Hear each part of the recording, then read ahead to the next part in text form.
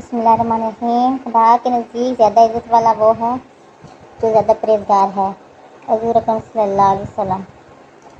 जिसको लोगों पर रहम न आया, खुदा उस पर रहम न करेगा। हज़ूर अकरम सल्लल्लाहु अलैहि वसल्लम। रुपये की खुदा की यहाँ कोई इज़्ज़त नहीं। हज़ूर अकरम सल्लल्लाहु अलैहि वसल्लम।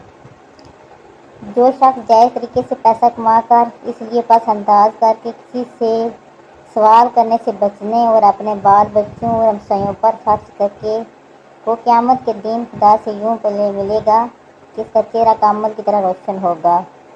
हज़ूर अकरम सल्लल्लाहु अलैहि वसल्लम।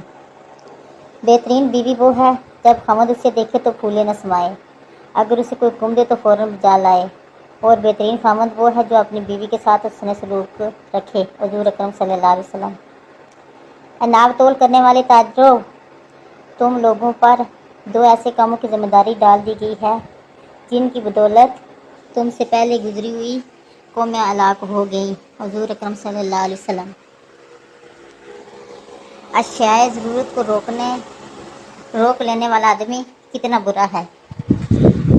अगर अल्लाह चीज़ों का नर्क सस्ता करता है तो उसे गम होता है, और जब कीमतें चढ़ जाती है तो खुशी से फूले नहीं समाता। हज़ूर अकरम सल्लल्लाहु अलैहि वसल्लम।